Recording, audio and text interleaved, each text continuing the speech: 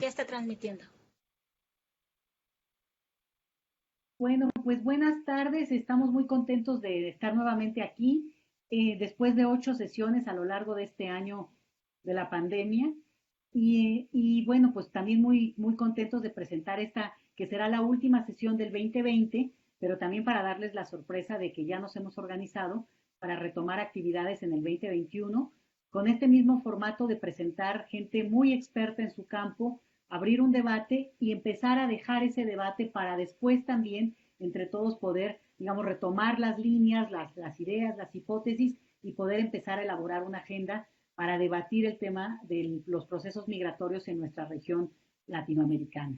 Entonces, bueno, pues como siempre, dar mucho las gracias tanto a Ana Paula Pencherada, Pablo Seriani, Pepe Luque y hoy a nuestra invitada de honor, que ahorita me espero tantito. Y bueno, a nuestras instituciones que nos han apoyado, al Gino Germani, la NUS, a la Universidad Autónoma de la Ciudad de México y obviamente al Instituto Mora, que siempre ha apoyado estas iniciativas y que realmente es un honor que estemos transmitiendo desde el canal. Entonces, dicho eso, pues yo creo que pasamos a lo que corresponde para darle a todo el tiempo necesario a nuestra invitada, que cierra con broche de oro. Yo la estoy aquí viendo y por eso me sonrío del gusto de verla. Y a todos, bueno, esperando que nos acompañen y que en todo caso vamos a lanzar, digamos, todo el compilado del año de las sesiones para que quien no las ha visto, quiere repetir alguno de los seminarios, pueda ponerse, digamos, pues ahora en vacaciones, por lo menos acá en la parte de México tenemos un periodo vacacional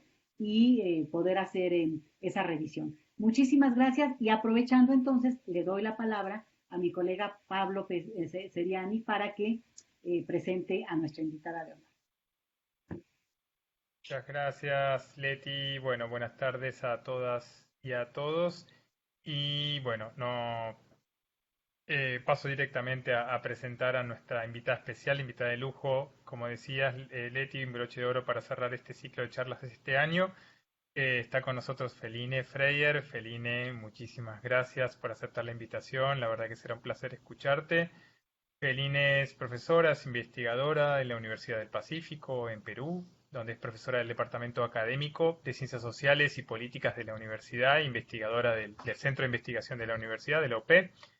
Investigaciones actuales, aunque viene investigando ya diferentes temáticas de políticas migratorias, de leyes migratorias ya hace muchos años, se centran en políticas y leyes de migración y asilo en América Latina, migración sur-sur, en los últimos años centrada también en desplazamiento venezolano. Celine ha publicado en múltiples espacios y ámbitos académicos, también en varios medios de comunicación, cada tanto hace sus análisis en la prensa sobre la situación en la región, o la situación en Perú, sobre las situaciones de la población migrante y refugiada. También ha brindado distintas asesorías y consultorías con instituciones internacionales como organizaciones de sociedad civil como Amnistía Internacional o el Comité Internacional de la Cruz Roja, el Banco Interamericano de Desarrollo, la Organización Internacional para las Migraciones, el ACNUR, Banco Mundial, Unión Europea y siguen las firmas. Ferina es asesora de alto nivel de investigación y publicación también sobre migración de la Organización Internacional para las Migraciones. Ferine, bienvenidísima. Te paso la palabra. Muchísimas gracias, Pablo. Muchísimas gracias a Leticia, Ana Paula y José por la invitación. Realmente el honor es mío. Es un gran gusto estar acá, compartir este espacio con ustedes y con todos los que están escuchando en este momento. Aunque como ya hemos conversado minutos antes de la transmisión, realmente es una época difícil en un año más difícil de lo común. Voy a compartir mi presentación. Acá.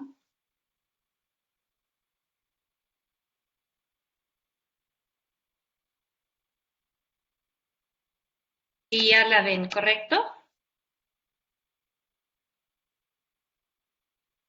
Sí, correcto, lo vemos bien. Sí, ok, perdón. Entonces empezamos. También hicimos el chiste ya antes, esa soy yo antes del COVID, antes de la cuarentena todavía con el pelo corto y sentido 10 años más joven que después de este 2020. Dicho esto, es realmente un gusto estar con ustedes y la conversación que me gustaría tener con ustedes es una conversación sobre el desplazamiento venezolano en la región, ¿no? Elegí el título El Laboratorio del Desplazamiento Venezolano y lo que voy a hacer en esta media hora que sigue, les voy a hablar un poquito sobre a qué voy con eso, ¿no? Y yo veo este caso del desplazamiento venezolano como un laboratorio en diferentes sentidos.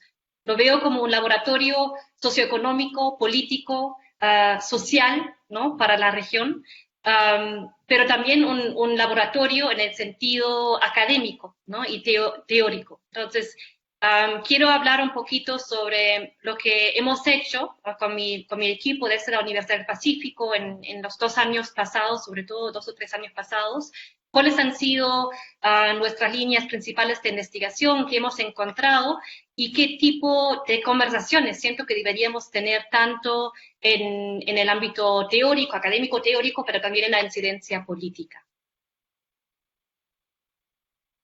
Entonces, todos, ¿no? Lo sabemos, pero igual siempre es bueno acordar un poco los números y realmente la escala de este desplazamiento venezolano en la región, sobre todo en la región. Esta gráfica fue elaborada por Dani Bahar del Brookings Institute ya el año pasado y fue, ¿no? Como un poco bueno, vemos aquí, ¿sí? Perdón, no estamos ahí, ahora se cambió la imagen, no estábamos viendo la imagen de la que estabas hablando. Se ve que tarda un poco más. Como, ok, igual vuelvo a la presentación o... No, ya se ve, ahora se ve eso, que tuvieras en cuenta que por Acá. ahí tarda bastante en aparecer la imagen. Y después Ok. si te animás, ya que te interrumpí, si cliqueas 2 veces se te, digamos, queda la presentación y no todo el contorno. Entonces se va a ver más claro también por internet. Es como si tuvieras.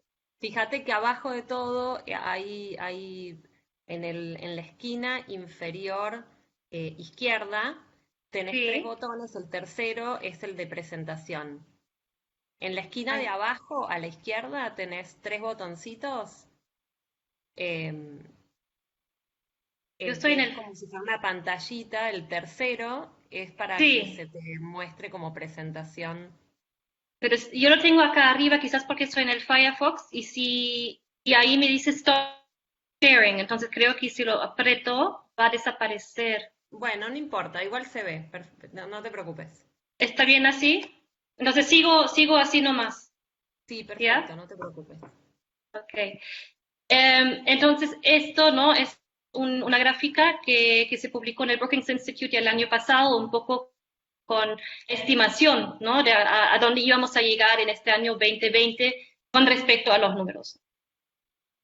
Quería demostrar acá, Dani Bahar, fue que ya vamos a llegar realmente a la escala del desplazamiento sirio. Los números en realidad son un primer tema interesante, ¿no? ¿En qué números deberíamos basarnos? Obviamente los números oficiales nunca capturan, ¿no? el fenómeno entero porque excluyen los números de movimientos irregulares, ¿no? Que también existen en casi todo fenómeno de escala grande migratorio y también existen obviamente en el caso del desplazamiento venezolano. Hoy en la mañana tuvimos un evento con Tomás Páez, que realmente es un experto, publicado mucho sobre la inmigración venezolana desde, ¿no? los primeros años históricamente, de una cifra de mayor de 6.3 millones de venezolanos afuera de Venezuela. Yo normalmente me baso, seguramente muchos de ustedes también conocen la página R4B, ¿no? de Naciones Unidas, y ahí están hablando ahora de poco más de 5 millones venezolanos afuera de Venezuela. Sea cual sea la cifra real o exacta, lo que sí demuestra este gráfico y lo importante es realmente la escala mayor de este fenómeno y el incremento masivo, ¿no? o significativo, para no utilizar quizás la palabra masiva, en los últimos años. También sabemos que la gran mayoría de los venezolanos que salieron de Venezuela en los últimos años. Entonces, lo que Tomás Páez llamaría la migración de sobrevivencia, ¿no? Años se ha quedado dentro de la región, ¿no? Nos sorprende mucho que Colombia es el país más importante de recepción de ciudadanos venezolanos, pero también acá en el Perú estamos, ¿no?, en segundo lugar, seguido por Chile, Brasil y después ya Ecuador y Argentina. Entonces, una de las grandes preguntas que nos hemos hecho, ¿no?, en la academia, pero también como organizaciones de la sociedad civil y también algunos políticos, es la pregunta de las concepciones y categorías legales. ¿De qué estamos hablando cuando hablamos de los migrantes, entre comillas, venezolanos? ¿Estamos hablando de migrantes o refugiados, ¿no? Y ahí algo que hemos trabajado mucho con dos abogadas muy queridas, Isabel Berganza y Cécile Blanc, acá en el Perú, es la pregunta si aplica o no la Declaración de Cartagena a los venezolanos y las venezolanas. Seguramente muchos de ustedes conocen la Declaración de Cartagena, ¿no? Igual les voy a leer una vez más esta declaración amplificada que 15 países en la región han incorporado, y eso es muy importante, en sus legislaciones nacionales. Entonces, la Declaración de Cartagena define a un refugiado como persona, ¿no?, la definición o concepto de refugiado recomendable para su utilización en la región es aquella que, además de contener los elementos de la Convención de 51 y el Protocolo de 67, considere también como refugiados a las personas que han huido de sus países porque su vida, seguridad o libertad han sido amenazadas por la violencia generalizada, la agresión extranjera, los conflictos internos, la violación masiva de los derechos humanos u otras circunstancias que hayan perturbado gravemente el orden público. Esa definición de Cartagena viene del año 84 y se desarrolló en el contexto del último desplazamiento centroamericano, ¿no?, que hemos vivido en la región. Y lo importante realmente es que no solamente es una declaración, sino se ha vuelto ley, ¿no?, en la mayoría de los países en la región. Y eso es un punto muy importante que muchas veces no se conoce y que hasta hay, ¿no?, por ahí, no los oficiales que trabajan directamente en las comisiones de refugiados en la región, pero otros oficiales en otros ministerios muchas veces no conocen ese hecho, ¿no?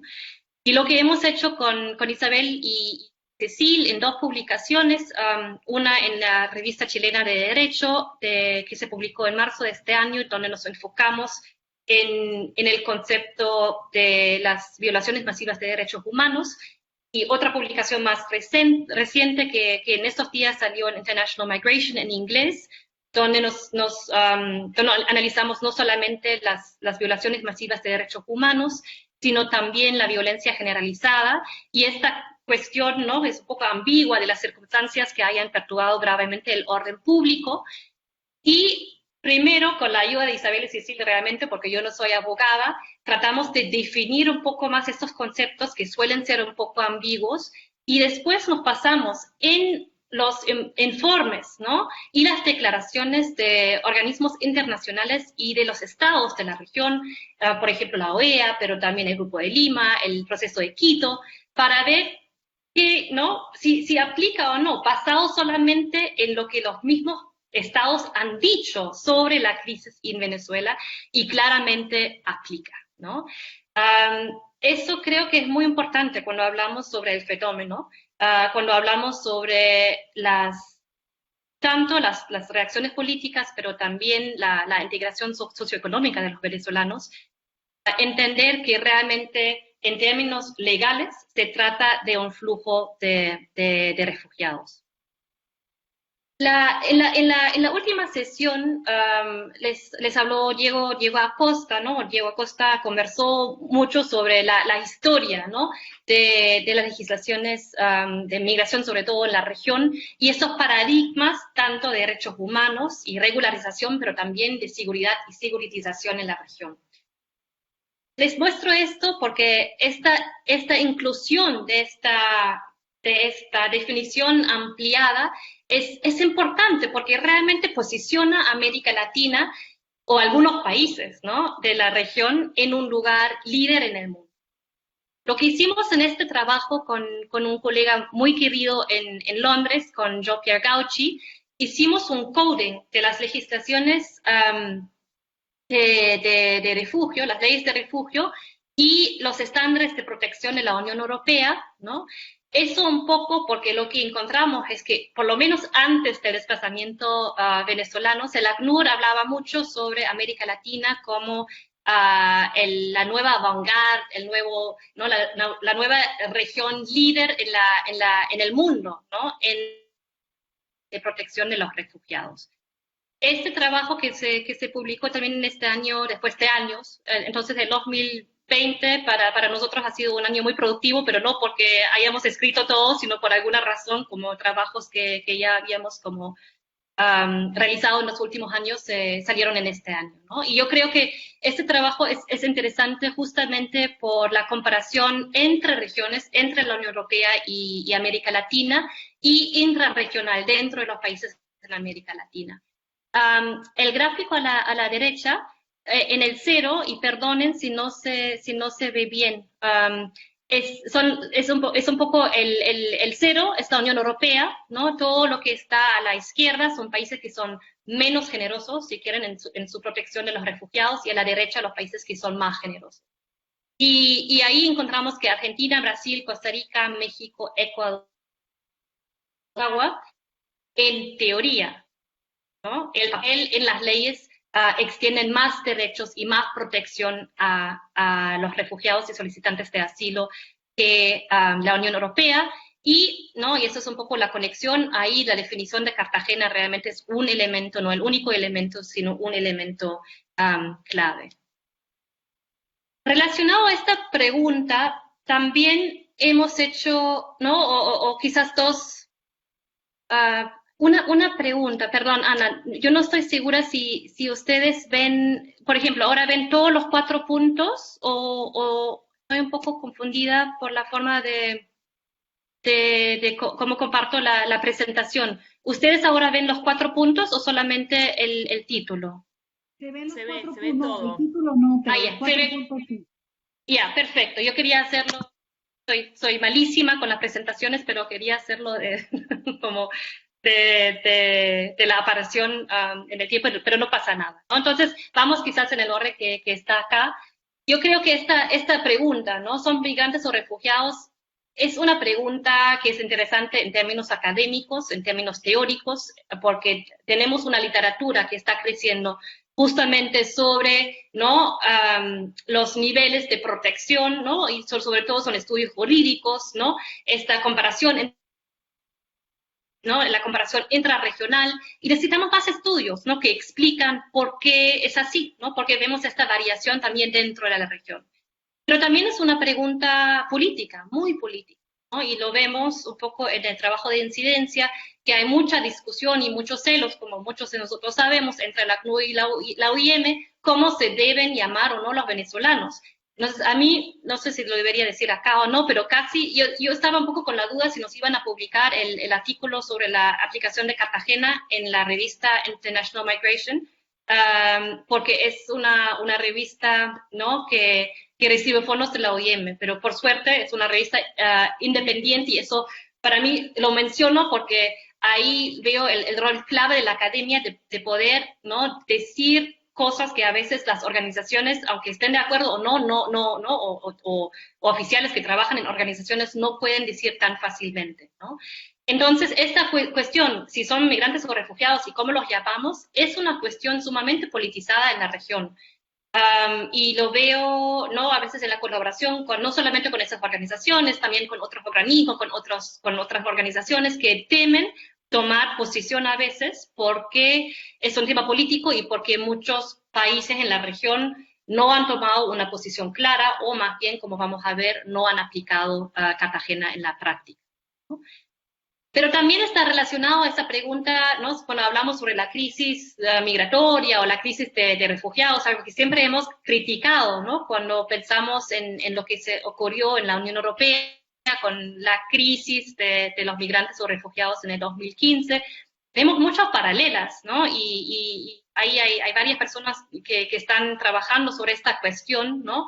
Varios colegas, y es una pregunta importante. Y yo creo que este enfoque un poco, seguir enfatizando que se trata de refugiados, nos ayuda un poco a enfatizar que la crisis está en Venezuela, sobre todo, ¿no? Después, obviamente, tenemos desafíos, es un desplazamiento y es un movimiento de muchas personas en poco tiempo, en una región que no contaba con mucha experiencia en gran parte, ¿no? Con la recepción de población migrante y refugiada, pero acordándonos siempre que son refugiados nos ayuda un poco a ¿no? mantener eso en mente y mantenerlo claro, que la crisis humanitaria, el gran drama, ¿no? humano ocurre en Venezuela y no en los países de recepción.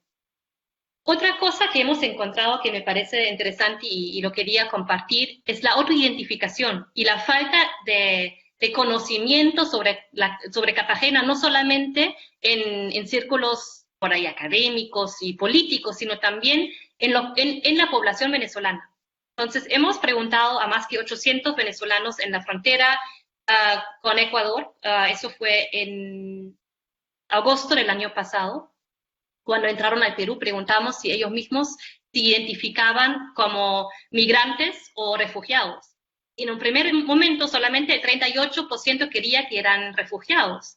Sin embargo, bueno, el 3% explicó que migró para sobrevivir. O para asegurar la sobrevivencia de sus familiares, de sus hijos, sus padres, sus abuelos. Y después de leerles la definición de refugiado de Cartagena, casi el 60% comprendía su condición de refugiado.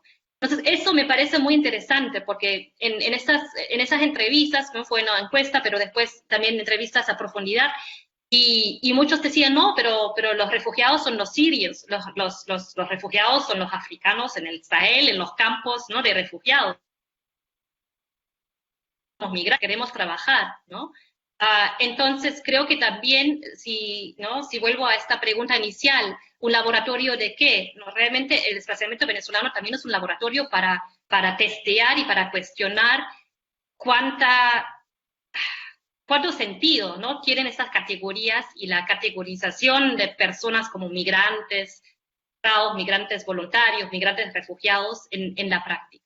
Obviamente son clasificaciones que son necesarias, ¿no? es un punto de vista legal, pero yo creo que realmente nos invita a cuestionarlos un poco esa categorización. Relacionado a eso, es muy interesante que en algunos casos, ¿no? y ahí también hay muchas cosas para estudiar todavía, si ven por abajo, vemos las cifras de la página R4B sobre solicitudes pendientes de la condición de refugiado por país, ¿no? Básicamente, ¿no? nos refleja las solicitudes de refugio en los países. Y acá en el Perú no hemos recibido más que el 60% de las solicitudes, mientras en Colombia, por ejemplo, que ahora se había caído la página y no podía chequear, pero aunque Colombia es el país receptor más importante, creo que han recibido, no sé si eran 4 o 6 mil solicitudes de refugio la última vez que miré, en comparación con casi 500.000 de solicitudes, ¿no? de refugio en el Perú. Entonces, hay mucho para estudiar, hay mucho para comparar, hay muchas preguntas que nos deberíamos estar haciendo. Y ahora, ¿no? lo que les voy a comentar brevemente es que en el caso del Perú básicamente tiene que ver con política y con otras opciones de entrada regular. Al mismo tiempo, acá también vemos los refugiados venezolanos reconocidos, ¿no? Y vemos que ahí los países más importantes son España, seguido de Brasil, Estados Unidos y México, y que justamente los países andinos no figuran como países importantes que han reconocido este estatus de refugiados a los venezolanos.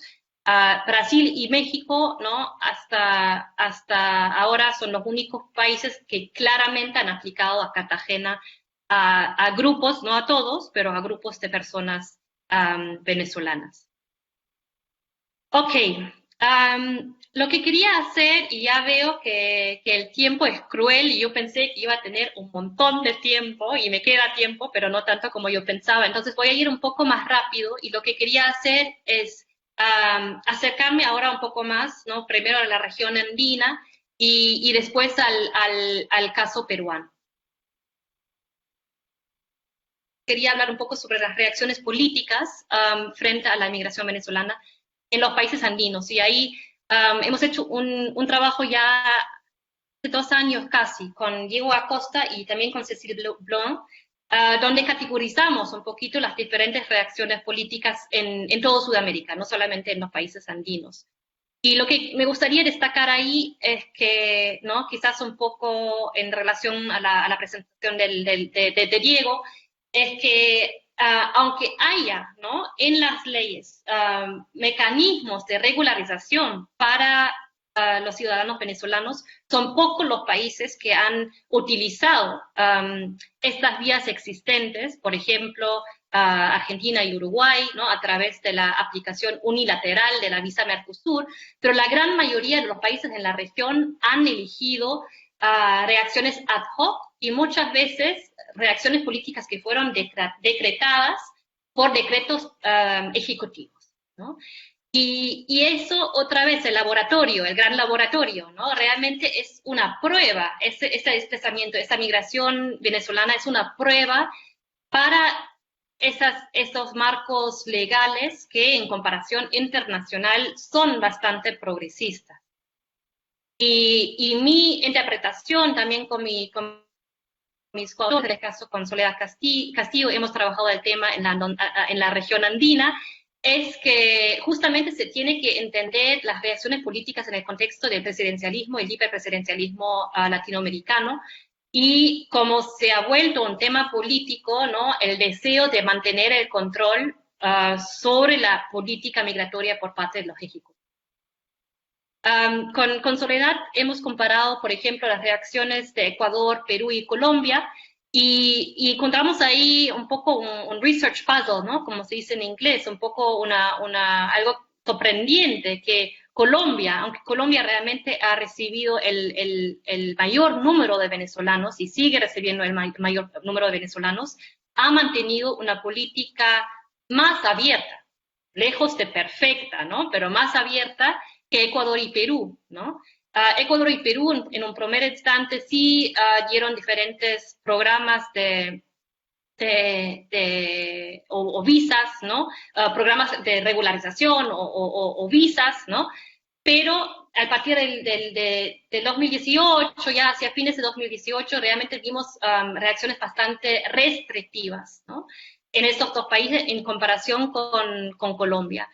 Y lo que argumentamos con Soledad Castillo es que eso se debe un poco al hecho que al inicio para Ecuador y Perú el desplazamiento o la migración venezolana, como en Colombia, fue un tema de política exterior, pero con el pasar del tiempo y con el aumento, ¿no? de la población venezolana en los países, y también un poco con el cambio de las características socioeconómicas de estas personas, y lamentablemente ahí con el aumento de la xenofobia en la región se ha vuelto un tema más doméstico, ¿no? Y en el contexto de este cambio de enfoque de política exterior a política interior, vemos el cambio restrictivo, pero es un panorama complejo, ¿no? Porque aunque, y ahí si me da el tiempo también lo voy a hablar un poquito, aunque durante el COVID vimos por ahí intentos, ¿no? de reacciones aún más restrictivas. La semana pasada la superintendente de Migraciones del Perú ha anunciado nuevos programas de regularización migratoria, sobre todo para la población venezolana, a pesar del COVID y a pesar de la crisis política que hemos vivido en el Perú en las últimas semanas.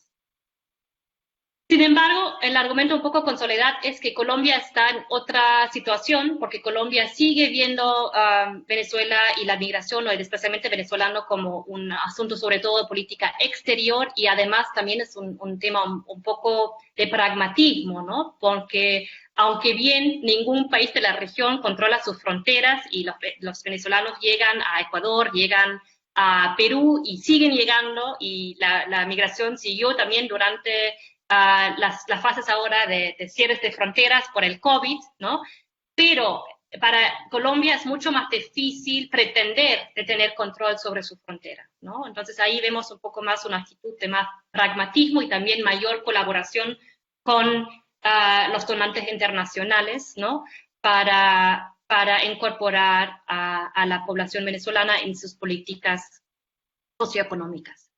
Entonces, llego muy rápidamente al caso del Perú para destacar algunos de los desafíos, ¿no?, que enfrenta la población venezolana y algunos de los áreas de investigación más importantes que hemos un poco explorado, ¿no?, desde la Universidad del Pacífico. Acá viene el aumento, ¿no?, de la población venezolana en el Perú, y eso me parece importante, ¿no?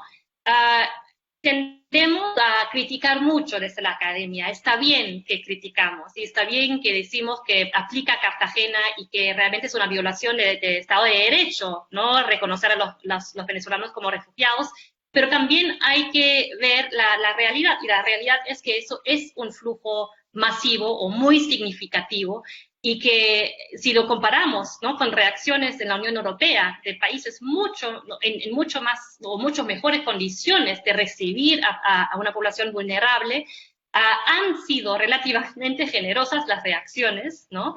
Y es un desafío mayor porque no, en muchos casos, sobre todo en la región andina, no tenemos, quizás Ecuador un poco con el desplazamiento colombiano, pero dentro de todo hay muchos países que no cuentan y el know-how burocrático, ¿no?, de realmente poder atender una población extranjera de este tamaño. Entonces creo que acá voy a ir un rápido, ¿no? Ya hay cosas que ya comenté, entonces ya más que 1 millón, ¿no?, de venezolanos en el Perú, en comparación con 30 millones, más o menos 32 millones de peruanos, ¿no? Realmente es un fenómeno importante y otra vez, ¿no?, me estoy repitiendo, pero se entiende que es un desafío en términos de política pública. En este sentido tenemos el medio millón de solicitudes de refugio, y ahí hay dos cosas, ¿no? Hay el tema político y hay el miedo, ¿no?, que percibimos de aplicar Cartagena, porque significaría, ¿no?, reconocer a medio millón de personas como refugiados, y no solamente eso, sino el temor es que eso otra vez se podía entender como una invitación abierta para los venezolanos que todavía están en Venezuela y quieren migrar para elegir Perú como destino. Entonces, lo que sabemos que ha ocurrido fue un poco simplemente no procesar. Lo que nos han dicho es que las solicitudes de refugio de venezolanos simplemente no tenían prioridad. Entonces, básicamente, simplemente no se atendieron, ¿no? Una migración, sobre todo, ¿no?, en comparación con los países de recepción, y dentro de todo sigue una migración calificada. Los niveles, ¿no?, de educación han bajado, pero siguen siendo, ¿no?, mayores que los promedios en los países receptores, con la excepción de Colombia. Tenemos el problema de la convalidación de títulos, y con eso ya llego un poco a la precariedad socioeconómica y legal, ¿no?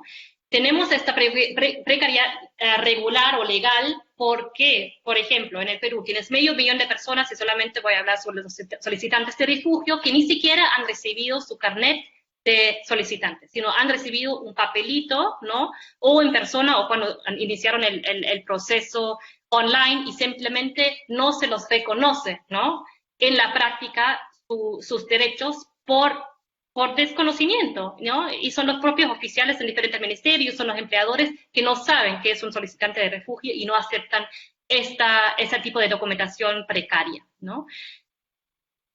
Vemos también la precariedad socioeconómica. Entonces, aunque es una migración calificada, en la gran mayoría de los casos trabaja en el sector informal, ¿no?, que tiene que ver con la informalidad en la región, que es un problema en general, pero más, ¿no?, por la falta de documentación que se acepta, y también por la necesidad de mandar remesas. Realmente vemos una concentración de la población venezolana en el sector informal.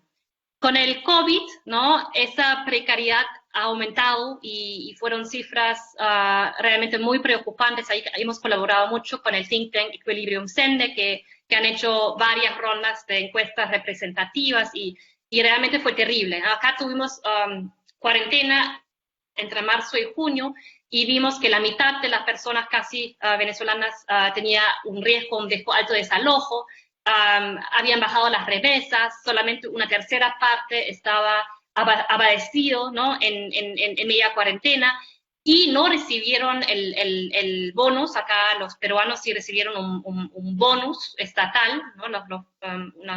Un porcentaje muy alto de peruanos, y los venezolanos no, la población extranjera no, y además no cuentan muchas veces con las redes sociales que pueden ayudar en este tipo de situación, que obviamente en el contexto del COVID fue sumamente problemático.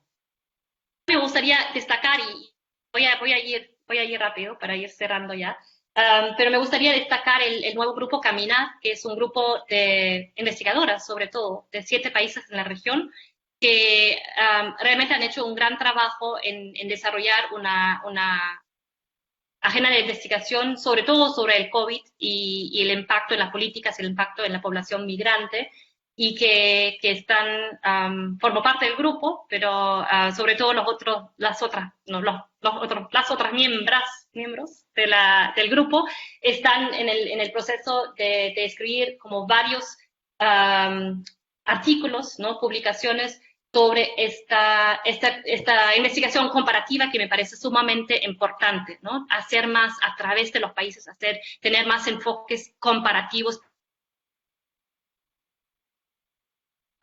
Al Perú, ¿no? Y acá ya casi voy cerrando con eso.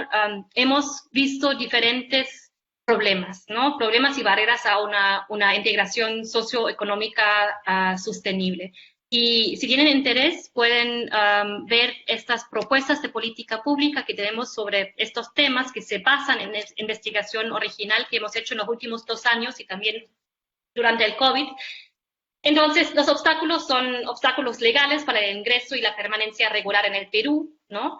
Son los elevados costos y la dificultad para la convalidación de títulos y, por lo tanto, ¿no? La integración al mercado laboral, aunque ahí otra vez hay que destacar, en el Perú, por ejemplo, 73% del mercado es informal. Entonces, no solamente es un problema para los venezolanos, sino yo siempre digo que la migración es un espejo, ¿no? Un espejo social, y realmente las barreras de integración muchas veces son problemas que los propios venezolanos también enfrentan, ¿no? Entonces, me parece muy importante destacar eso, ¿ya? Barreras para el acceso a servicios públicos, sobre todo a servicios de salud durante el COVID, dificultades emocionales y insuficientes acceso a servicios de cuidado de la salud mental, un tema importantísimo, ¿no? Que yo no soy psicóloga, pero hemos colaborado con una psicóloga en Estados Unidos para tratar de medir un poco qué está pasando con la salud mental, y realmente es un tema muy preocupante. El preúltimo punto son los prejuicios negativos. Vemos un aumento de la xenofobia en toda la región, sobre todo la criminalización de los ciudadanos venezolanos, y también la discriminación por género, ¿no? Y un poco esta múltiple discriminación por nacionalidad, género y condición migratoria. Si yo veo bien la hora, creo que ya debo ir cerrando. Les muestro esto, quizás lo podemos retomar en la discusión. Quería profundizar un poco más en el tema de la salud mental. Esa gráfica viene de una publicación con mi amado colega Matthew Bird y también Denise Piorola del BIT y Mata Luces, sobre el empleo y la salud mental durante y justamente después de la cuarentena. Realmente un tema muy preocupante, especialmente desde un enfoque de género. Y esto es un poco, si hay tiempo, podríamos hablar un poco más sobre el tema del racismo, la criminalización, y qué es lo que podemos aprender de la migración venezolana, no solamente para entender por qué y cómo son discriminados, sino para entender mejor qué es la raza, qué es la etnia, qué es el racismo en la región y en diferentes países de la región. Entonces, llego a mis conclusiones para dar estudiar el desplazamiento venezolano es súper importante por diferentes razones. Es un laboratorio un laboratorio académico, pero también, sobre todo, es un drama humanitario y deberíamos seguir estudiándolo para poder mejorar nuestra incidencia política desde la academia, ¿no? También es un caso importante como la prueba, como he dicho, de las políticas liberales en América Latina, y también es un caso importante para realmente testear y aportar a debates teóricos dentro de los estudios migratorios, pero también afuera o más allá de los estudios migratorios. Por ejemplo, nos dice cosas sobre en la ciencia política, sobre el hiperpresidencialismo, ¿no? Y, por ejemplo, en la región, ¿no? Como ya he mencionado, temas de jerarquías socioraciales y el racismo en la región. Entonces, ahí me detengo. Muchísimas gracias y estoy con muchas ganas de escuchar los comentarios de mis invitados y seguir discutiendo y quizás profundizando algunos puntos que más les llamaron la atención. Muchísimas gracias.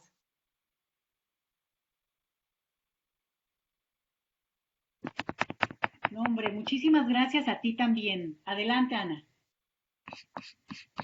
Felín, cuántas cosas interesantes para discutir. La verdad que yo también creo que la migración venezolana es un laboratorio. También creo que es un laboratorio de los gobiernos, ¿no? De sus gobernanzas migratorias, ¿no? Están viendo hasta dónde abren, cierran, usan un elemento, usan el otro. Yo tengo como una pregunta que va como más dirigida a los usos políticos de la migración venezolana. Yo creo que hay como toda una dimensión ahí bien interesante. Lo mencionaste, pero bueno, está toda la cuestión, por ejemplo, de lo que tardaron en plantear que es población de interés, ¿no? En toda la región, o sea, lo que tardaron los organismos internacionales también en reaccionar, en tomar una posición más fuerte al respecto.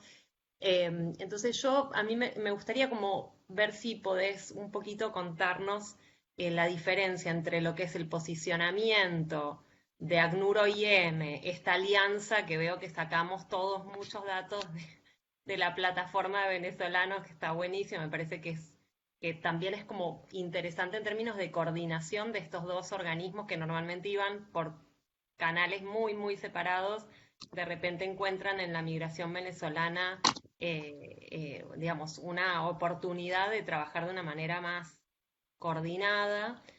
Y te quería preguntar de esto, ¿no?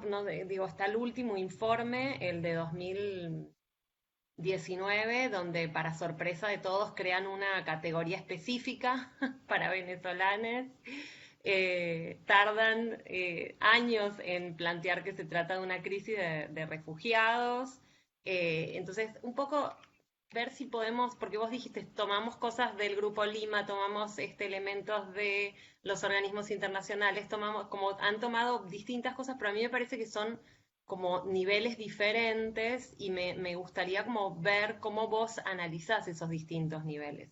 Después, otra cuestión que a mí yo tengo varias tesistas venezolanas que están investigando la migración venezolana y la verdad es que todo lo que vos fuiste diciendo, las tengo acá en el chat y van diciéndome, ay, qué alegría escuchar todo esto juntos, no sé qué, y eso que te venimos leyendo, a vos, a Cecil Blanc y a todo el equipo que viene haciendo un trabajo en la región, venimos siguiéndolos y siguiéndolas, porque son casi todas mujeres, atentamente, pero después digamos, otras cuestiones que a mí me llamaron la atención de tu exposición. Una cuestión me parece que ya lo veníamos diciendo, es que existe una relación directamente proporcional entre política migratoria y política de refugio. Mostrar, digamos, el nivel de saturación de solicitudes de refugio en Perú comparado con un país como la Argentina en donde no sucedió eso, digamos, donde no se produjo una saturación de las solicitudes, lo que muestra es que ahí donde se respetan acuerdos de residencia y se facilita la regularización, las personas venezolanas no eligen el refugio o no están obligadas a pedirlo como método de regularización. A mí me parece que ya estamos en un punto de las discusiones en donde podemos decir, gente, esto funciona así, vos cerrás acá y se abre acá, ¿no? O sea, no hay mucha magia. Y me parece que el caso venezolano es como una buena muestra de esto.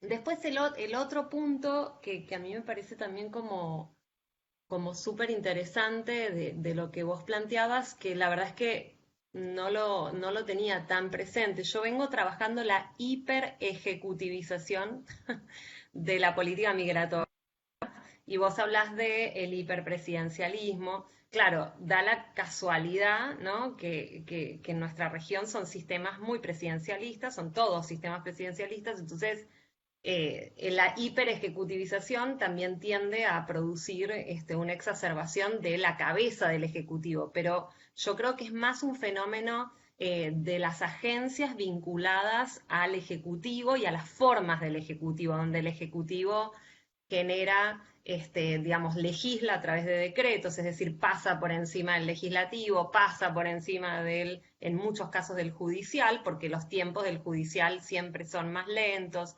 son sistemas colegiados que requieren otros tiempos que el Ejecutivo rápidamente decide, determina y pasa por arriba. Entonces, preguntarte si para vos es lo mismo hablar de hiperpresidencialismo o te parece que este matiz de pensar una hiperejecutivización de la política migratoria puede ser un aporte, puede ser algo divertido o interesante para pensar.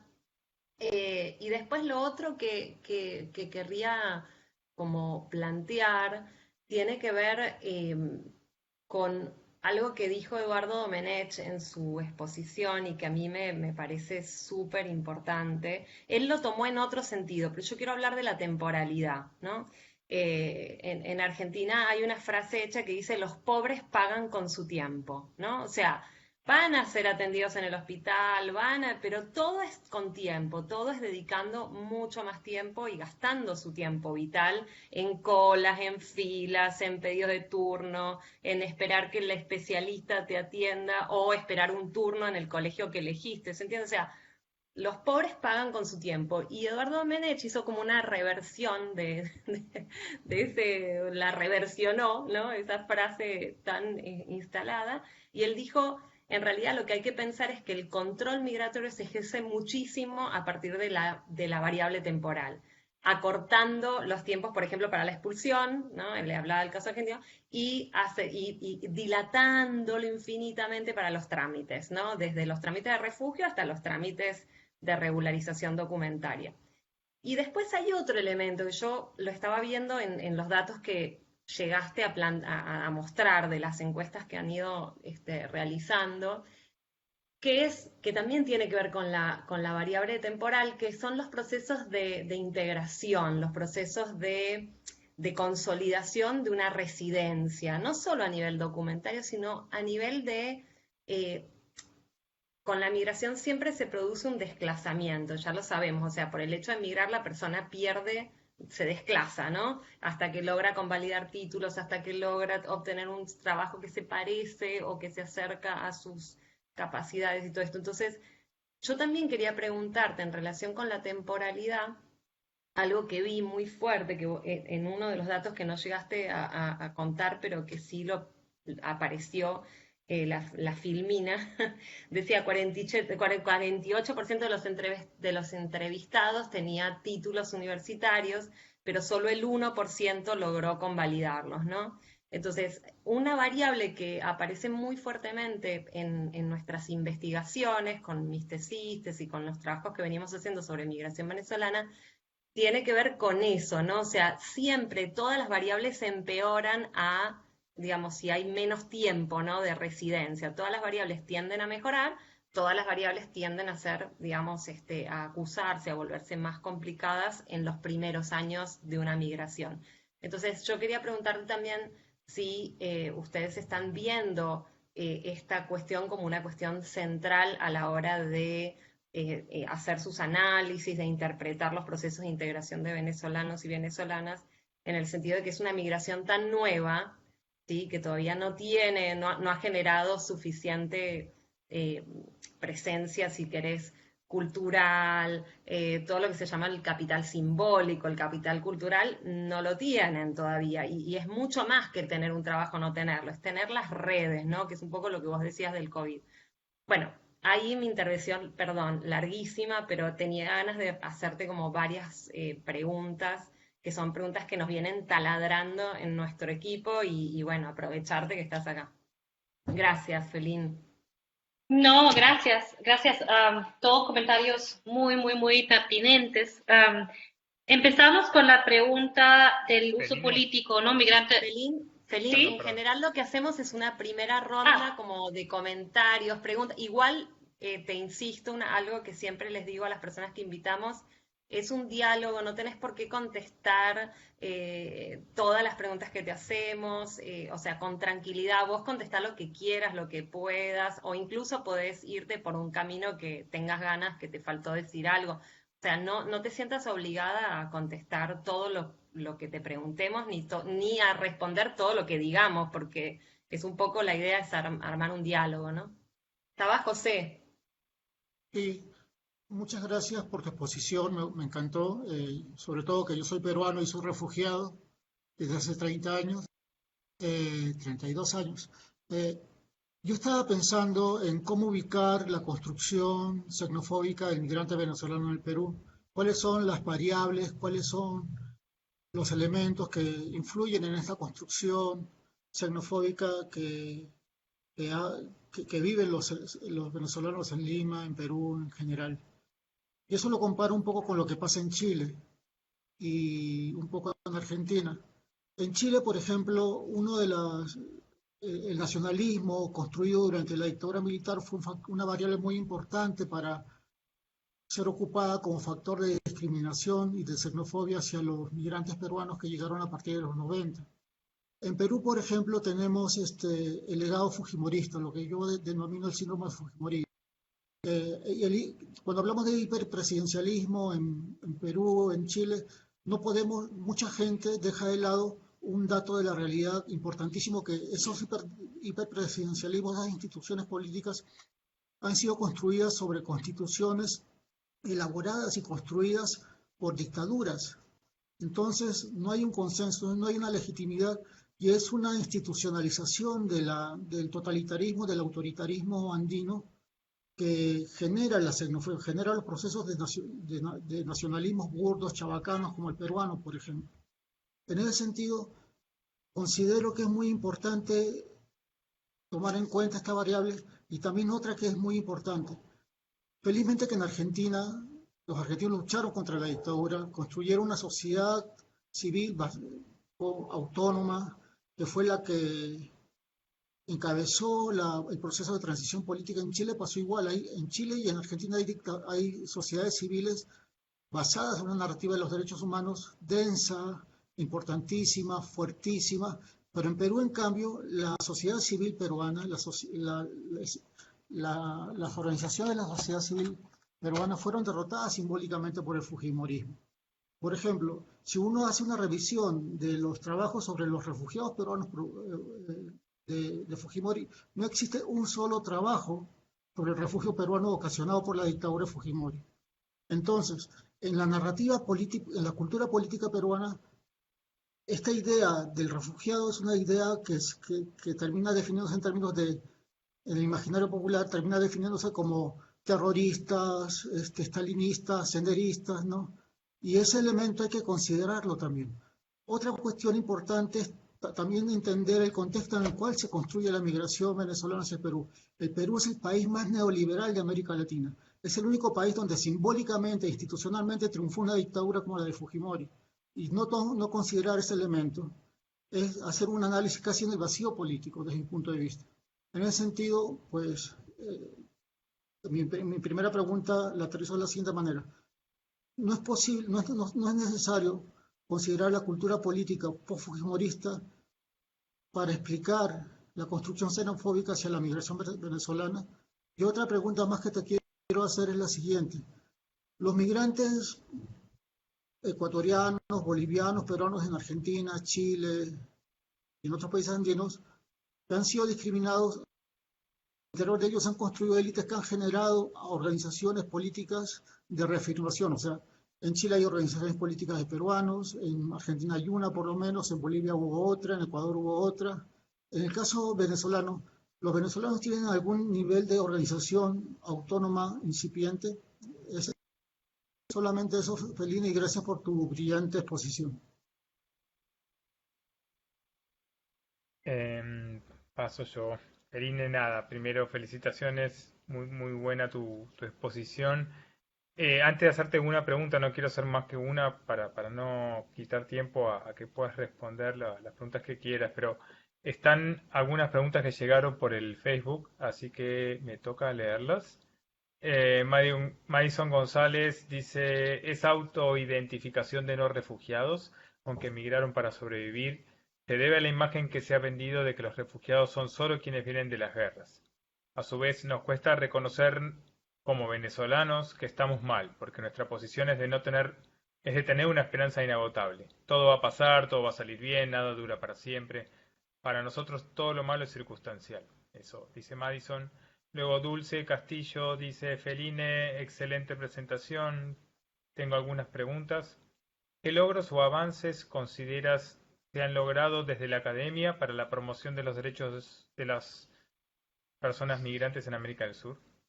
¿Por qué cuesta tanto que venezolanos se reconozcan como refugiados o que los estados los protejan como tal? ¿Les sale más económico a los estados invisibilizar la protección? Luego dice, mencionas la situación de los niños y niñas y adolescentes no acompañados. Si podrías profundizar un poco en la situación en Perú. Madison también dice, ¿es realmente posible la integración de los venezolanos?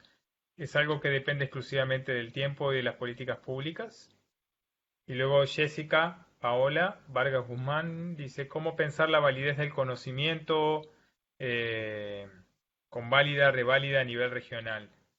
¿No? Si podría ser posible un abordaje regional. Yo solo agrego, pero muy puntual, coincido, Feline, con que América del Sur, sobre todo, tenía a partir de la crisis venezolana, de crisis migratoria venezolana, test, ¿no? Una prueba para demostrar lo que venía trabajando o había desarrollado, tanto en Cartagena como luego en temas migratorios, ¿no? Respuesta a la movilidad humana en general, ¿no? Tenía frente a sí la oportunidad de decir, bueno, aquí estoy, estos son mis principios en la práctica. Esto es como poner en práctica lo que dije en la ley, lo que dije en Mercosur, lo que dije en UNASUR, lo que dije en Cartagena, etcétera, etcétera. Y en parte coincido que es ambivalente, ¿no? El resultado. ¿No? Un poco lo marcabas tal vez más implícitamente. Digo, no, América del Sur no respondió como Europa al desplazamiento sirio. No creó centros de detención, prácticas masivas de deportación, inventos como acuerdos bilaterales con Turquía para sacarse de encima a la población que venía en una situación de emergencia humanitaria, independientemente luego de la calificación jurídica, ¿no? Esas, entre otras, es la cara positiva. La cara negativa, en buena medida, es todo lo que describiste en tu presentación, ¿no? Y ahí un poco también coincido con lo que algo que planteaba Ana. Primero, no sé cuán relevante es que, yo sé que es importante, pero a veces me lo pregunto a mí mismo también, cuán relevante es que entremos en el juego de si es migrante o refugiado. Y cuán relevante finalmente es la situación en la que están las personas, ¿no? Porque finalmente nos hemos pasado 2, 3 años discutiendo sobre la conceptualización y si la calificación es migrante, persona refugiada, y finalmente al día de hoy todavía hay cientos de miles de personas que no tienen ni una ni la otra, ¿no? Ni el permiso de residencia ni el estatus de refugiado, y que están en situación migratoria irregular y de exclusión, de precariedad, y de todo lo que sabemos y buena parte nos compartiste a partir de la situación en Perú, ¿no? Entonces, yo creo que si hay algo que para mí yo resaltaría de la parte del debe, ¿no? De esta cuestión ambivalente de la reacción a al desplazamiento venezolano de los países, sobre todo la parte más negativa o donde se falló la prueba, donde no se aprobó, es que tenían ante sí la oportunidad de mostrar que a la movilidad humana se responde de manera integral y se responde este, un enfoque de protección de derechos, no solo de protección más en sentido sesgado, sino de protección de derechos independientemente de la calificación jurídica que le dé. Que en todo caso eso es una parte, que está bien, que es una obligación legal, Convención de Ginebra, de Cartagena, etcétera, pero luego al fin de cuentas es que la persona tenga lo que tiene que tener. La seguridad, si está en una situación de riesgo por diferentes motivos, tenga oportunidad de integrarse a la sociedad, pueda empezar a vivir con dignidad, con protección, con oportunidades, etcétera. Al final de cuentas es eso lo que está en el centro, más allá de casos concretos de necesidades más inmediatas de protección. ¿Por qué lo digo? Porque hay casos complejos, pero sobre todo en América del Sur uno puede decir, bueno, no había riesgo de devolución a Venezuela. Entonces finalmente la discusión sobre Norne Fulmón, y que a veces es tan importante para ver si califica como refugiado o no, no estaba, o por lo menos no estaba tan presente y no me parece que era el centro de la agenda. Sí era esto, ¿no? El ingreso al territorio, la posibilidad de permanecer y de salir de una situación de precariedad absoluta y de otras formas de desprotección o incluso de violencia. Ahí radica el corazón de la respuesta y no tanto en si se podía quedar y si estaba en un centro de detención y lo iban a devolver. O sea, gracias a la parte positiva construida en los años anteriores, el miedo o la urgencia en América del Sur no era ese. Tal vez sí en otras partes de América Latina, ¿eh? No era ese. Entonces la discusión parecía menos importante, por lo menos en mi opinión, y sí la otra, ¿no? Y sin embargo la otra, todavía estamos a la espera de qué pasa con las cientos de miles de personas que no han accedido ni a una ni la otra, y que por lo tanto que ese proceso de integración social está stand-by, ¿no? Está estancado por la situación de irregularidad migratoria en cierta forma, no en toda, y ni hablar con el palazo que supone en ese sentido la pandemia, ¿no? Y los efectos sociales y en todos los aspectos que ha tenido y siempre más profundos para los que están en mayor situación de vulnerabilidad. Nada, eso quería plantear un poco para un poco seguir conversando con tu análisis sobre eso. Gracias. Felín, yo te haría una última pregunta y así ya hice todas las preguntas que quería hacerte, que es un elemento que salió mucho en algunas entrevistas que hicimos a migrantes venezolanos y que también estaba como confusión respecto de por qué los venezolanos y las venezolanas no se reconocen a sí mismos como posibles refugiados o por qué no solicitan refugio y todo esto. Yo creo que, por supuesto, la pregunta tiene que contestarse de una manera multivariada, ¿no? O sea, primero ver qué pasa con las políticas migratorias, pero después hay un elemento que yo no sé si ustedes lo han analizado, ya que trabajás en perspectiva comparada, y es la idea que tienen los propios venezolanos y venezolanas de que si sacan el refugio y son reconocidos como refugiados y refugiadas, no pueden retornar al país y no pueden eventualmente, si lo necesitan, ir a Venezuela, atender a familiares, resolver cuestiones inmobiliarias o lo que sea que tengan que hacer en Venezuela. Y ahí yo lo que encontré es que hay países que entienden que la protección internacional supone que vos aceptás que no podés volver a tu país de origen y hay otros países que no se meten en ese asunto, es decir, que te reconocen y que si vos decidís volver o no sé qué, no tiene ningún tipo de relevancia y no se meten ahí. Pero yo te quería preguntar también eso, porque a mí me parece que ese es un elemento de gran confusión entre la población venezolana, de por qué no solicitan el refugio, y sería interesante saber que si a ustedes también les pasó lo mismo, si surgen las mismas inquietudes, y sobre todo qué pasa a nivel regional, ¿no? O sea, por ejemplo, en Argentina no, el Estado argentino no pide que la persona no retorne, ¿no? Pero entiendo que hay otros países que sí. Entonces, sí surgió como cuestión también. Eso quería preguntarte.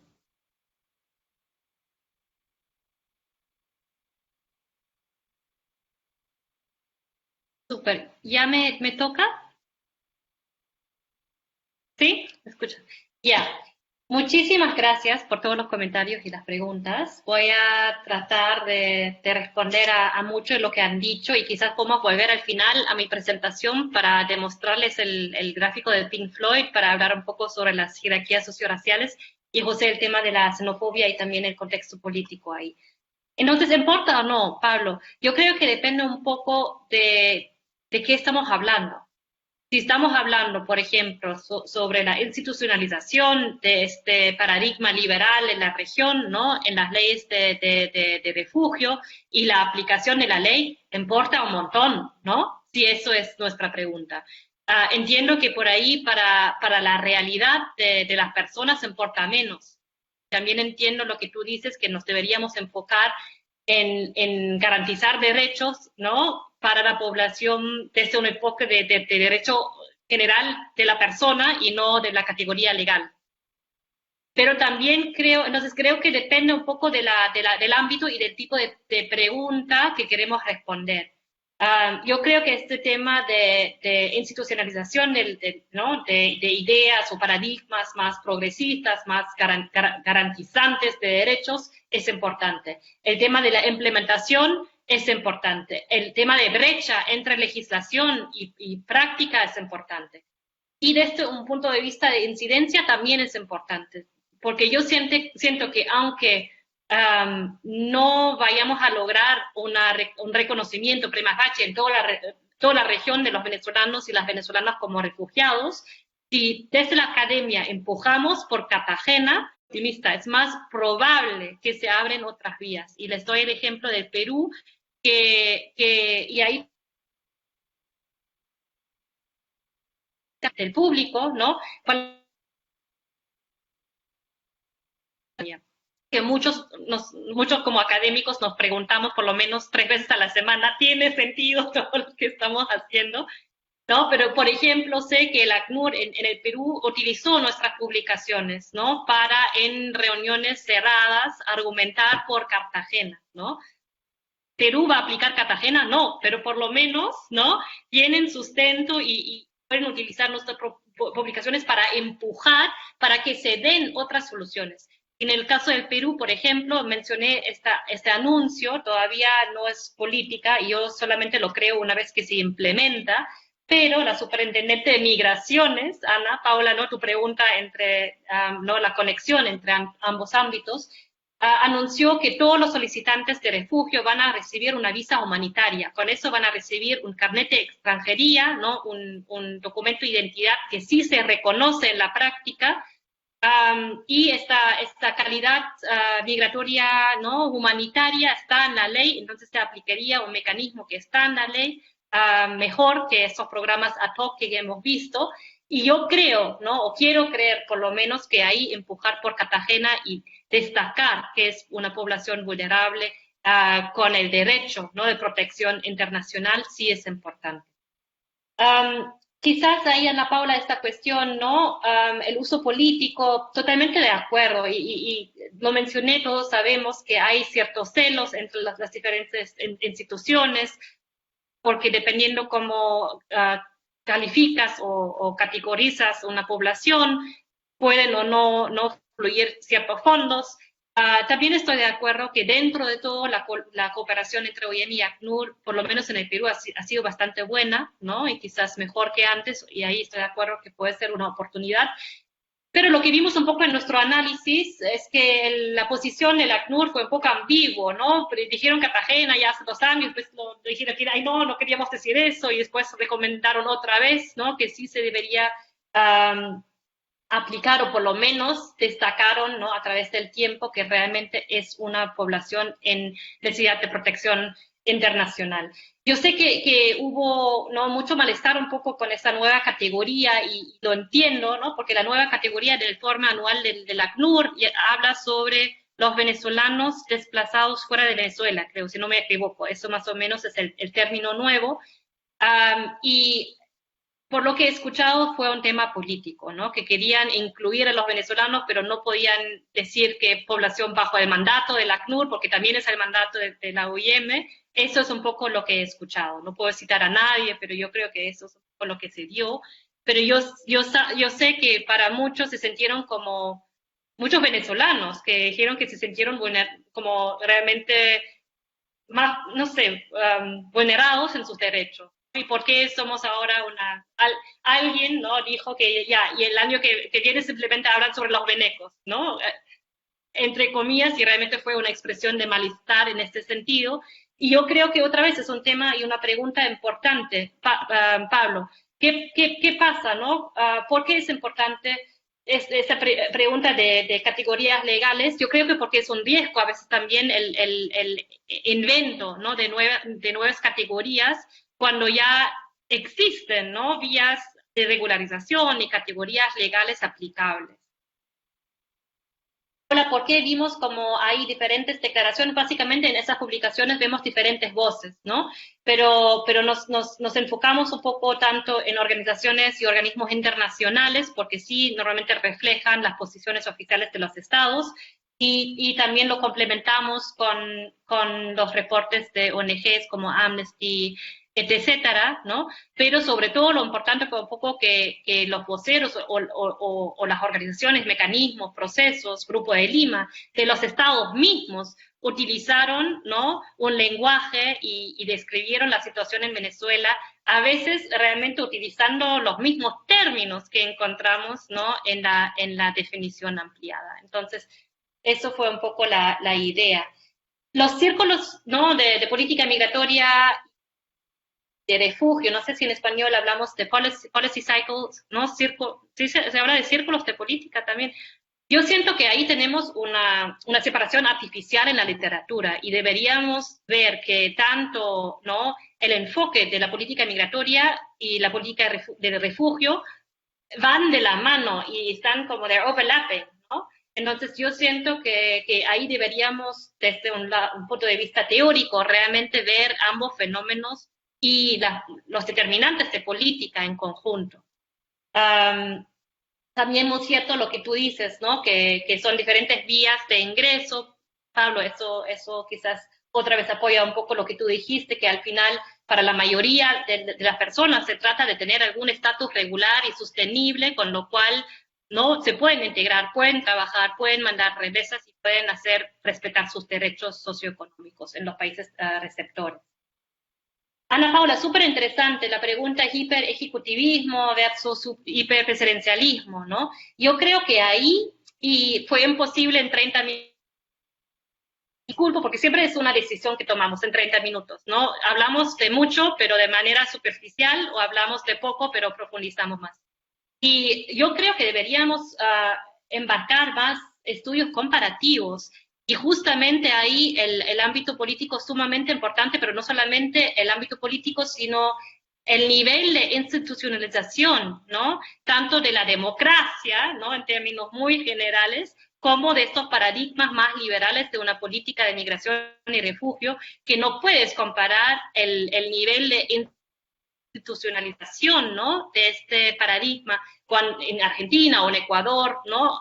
Después, igual la implementación es otra cuestión, pero si tienes una constitución que lo refleja, si tienes instituciones, ¿no? ministros nuevos que en teoría lo deberían implementar, muy diferente a otros países como el Perú, donde este tipo de institucionalización no había ocurrido. La nueva ley, que es más progresista, ¿no? que refleja más este paradigma liberal en la región, es del 2017. Entonces necesitamos ahí realmente distinguir. Yo creo que en unos casos es más el hiperpresidencialismo, en otros casos es más el hiperejecutivismo. Y eso tiene que ver, José, muchas gracias por tus comentarios. Totalmente de acuerdo, ¿no? Ahí no se puede ver, ¿no? todo este tipo de reacciones o explicar las reacciones políticas en el vacuum político. Y también, obviamente, el Estado no es un actor, ¿no? Creo que necesitamos más etnografías del Estado que realmente distinguen los diferentes actores. Y hay celos entre ACNUR y OIM, pero también en todos nuestros países hay celos entre diferentes ministerios y hay posiciones diferentes y hay intereses diferentes. Pero en el caso de Perú, Ana Paula, realmente lo que he escuchado varias veces en entrevistas con oficiales fue no, como la línea de trabajo, esa viene de muy arriba. estoy diciendo muy, muy, muy arriba. ¿Sabes a quién me refiero, no? Entonces yo creo que en el Perú realmente, y Soledad Castillo y Valeria Arón tienen un artículo interesante sobre el cambio de la política con el cambio presidencial entre Kuczynski y Vizcarra. Y que ahí yo creo que en la región, en algunos países, realmente las convicciones personales de los presidentes importan.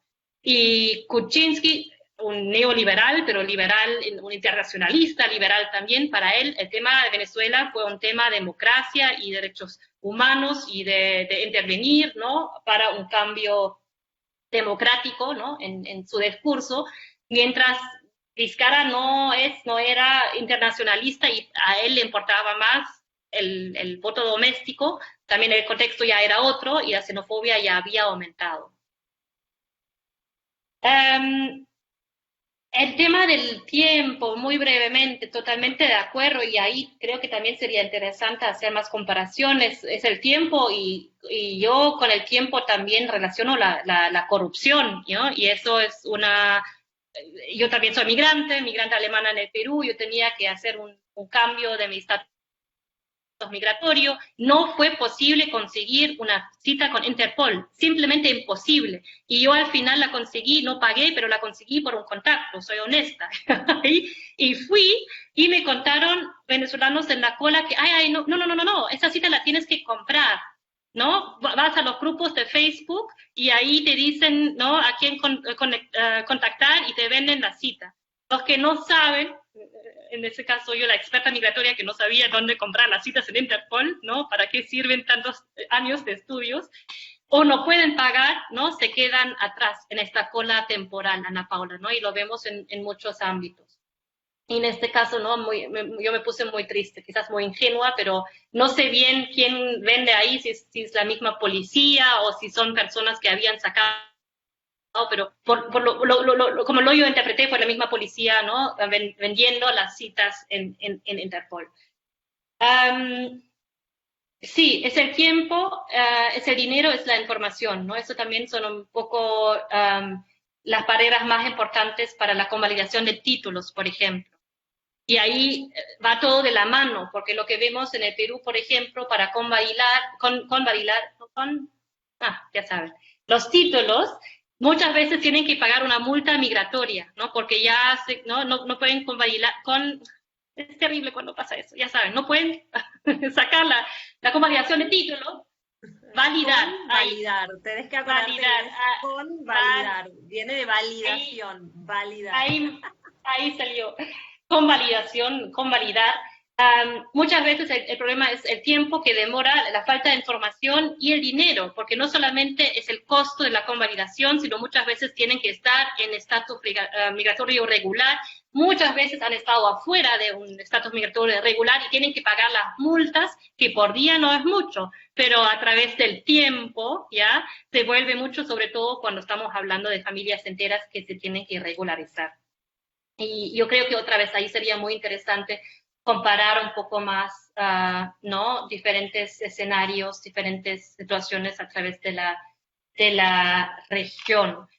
Y con eso, si me permiten, ¿puedo compartir una vez más la presentación para hablar un poco sobre el tema de la xenofobia? ¿Les parece? ¿Cuánto tiempo tenemos? Lo que te propongo es que compartas eso y que ya en todo caso cierres, así no nos vamos tanto del tiempo. Quedan 7 minutos. Bueno, y seguimos y cerramos el ciclo con vos por este año, porque como bien dijo Leticia, el año que viene arrancamos en marzo otra vez con el ciclo. Ya tenemos una lista de invitados también súper interesantes, y ojalá que esto se vuelva un habitué, ¿no? Algo que hacemos constantemente para conocer lo que está haciendo la colega en otros países.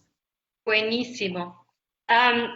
José, quizás contesto tu segunda pregunta en pocos segundos. Organizaciones de venezolanos hay varios, colaboran bastante con la academia también. Algunos tienen propósitos quizás más políticos, también pensando de manera, ¿quién lo dijo? Con el optimismo interno de los venezolanos, pensando quizás en Venezuela. Y otros, ¿no? Colaboramos mucho con Equilibrium Sende, que son jóvenes venezolanos que son migrantes acá, pero no colaboran con la producción de información y data sobre el fenómeno, ¿no? Con eso voy a compartir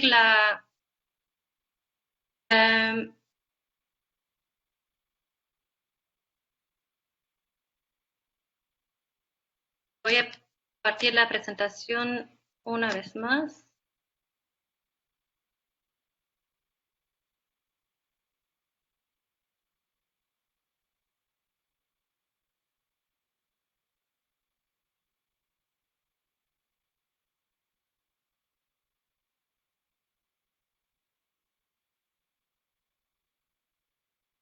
Ya, no importa. Entonces, si les interesa mucho el tema, tenemos un blog post con Matthew Bird también.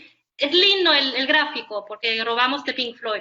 Y hablamos un poco sobre las jerarquías socioraciales, ¿no? Y ahí yo creo que este punto, que no solamente deberíamos estudiar los fenómenos de migración en la región para entender mejor qué está pasando, para mejorar las condiciones y el acceso, ¿no?, a derechos de las personas, sino podemos hacer contribuciones teóricas a los debates internacionales de esta América Latina, porque justamente es un fenómeno, ¿no?, que está tan significante en términos de números, pero es un fenómeno nuevo y está pasando tanto, otra vez, esa idea del laboratorio. Y una de las cosas que estamos diciendo, yo creo que, José, que es menos la cultura política. Ahí tenemos el tema que los políticos se aprovechan, están aprendiendo de políticas en el norte global y están haciendo la misma cosa de culpar a los venezolanos por la supuesta inseguridad ciudadana en el Perú y en otros países de la región. Eso también vemos totalmente y lo deberíamos estudiar. También deberíamos estudiar lo que hacen los medios, porque para vender es en muchos casos un comportamiento muy poco ¿no?, respetuoso, muy poco ético, ¿no? Y todos sabemos que también es uno de los triángulos: opinión pública, ¿no?, o xenofobia, discursos políticos y medios de comunicación, ¿no? Y de hecho sé que hay iniciativas y es algo que también deberíamos hacer juntos, comparar un poco qué está pasando en estos términos en la región. Entonces, se aprovechan claramente los políticos, pero yo creo que para mí aún más interesante es esta cuestión de jerarquías socioraciales que son diferentes en cada subregión y son diferentes casi en cada país. Y eso es importante porque la concepción de raza o etnia en la región es relacional. La literatura habla, ¿no?, en Estados Unidos, básicamente black, white y latino, por ejemplo, ¿no?, más o menos. Pero en América Latina importa mucho cómo hablas, cuánta educación tienes. En muchos casos, en los países andinos, ser negro no es lo peor que te puede pasar. Lo peor que te puede pasar, y obviamente no estoy hablando entre comillas, lo peor es ser mujer pobre sin educación, indígena.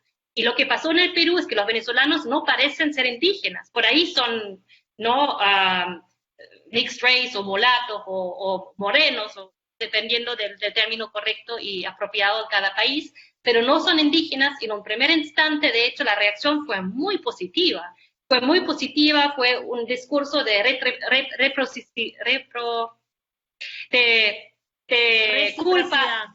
reciprocidad, gracias, y culpa casi, ¿no?, histórica por haber migrado a Venezuela. Ahora nos toca recibir, y todos los comentarios fueron: y son tan guapos. Con el tiempo y un poco, ¿no?, por esos procesos en los medios, los discursos políticos, eso de ser tan guapo se volvió en esta hipersexualización de la mujer venezolana. Pero hay algo positivo ahí, porque se consideran más guapas ¿no?, que las peruanas, y la criminalización del hombre venezolano. Y creo que esos procesos son sumamente importantes. Nos cuentan mucho y podemos aprender mucho sobre raza y racismo, xenofobia, inmigración, pero también podemos, otra vez, ese espejo social, podemos aprender mucho sobre nuestras sociedades, ¿no?, y estos procesos en los países de recepción más allá de los migrantes. Y ya, con eso creo que puedo terminar. Por último, quizás esos procesos también van en ambas direcciones, ¿no? Y también hay othering, ¿no?, entre comillas, inglés, y hay racismo, ¿no?, de la parte, desde los venezolanos hacia los peruanos, que es algo que normalmente no digo no en eventos públicos, pero yo creo que en el ámbito académico también hay que estudiarlo y también hay que entenderlo, ¿no? Entonces, con eso cierro. Muchísimas gracias, ha sido un gran gusto y hasta la próxima. Bueno, Felín, Gracias, Felín. muchas gracias por haber estado en este conversatorio. Creo que nos vamos con un montón de información súper interesante. Además, fuiste muy metódica, te dijimos no hace falta que contestes todo y contestaste punto por punto, así que nos quedamos, creo que todos muy contentes. No sé si Pablo o José si quieren despedir. Eh, Nada, agradecerte agradecer. infinitamente. Ahí está José, no sé, José, ¿querés despedirte? Pablito. Sí, muchas gracias por la exposición, pero también quiero despedirme de ti y de Pablo por ahora. Ha sido una experiencia fascinante escuchar a cada colega de todo el continente y hemos caminado desde nuestras casas. Un abrazo. Sí, Yo y también, además, bueno, gracias se a está armando Feline, una pequeña comunidad. Perdón, Pabli, perdón. gracias Feline, gracias colegas. Un placer compartir este espacio que seguirá el año que viene, ojalá sin pandemia, ojalá con vacuna y ojalá con analizando las políticas post pandemia que reviertan tanto daño que se acumuló al daño que igual ya se venía dando a buena parte de la población de nuestra región y concretamente a la población en contexto de movilidad, así que ojalá que podamos escuchar cómo otros colegas el año que viene nos van compartiendo a través de análisis y reflexiones Solo buenas noticias queremos. algunos Después de hilos este de año, esperanza. solo buenas noticias. De acuerdo. Gracias. Gracias. Bueno, hasta luego, gracias, nos despedimos así. Felín, gracias. No, Kenia, a gracias. ustedes. Gracias, gracias. Chao a todos. Chao, sí.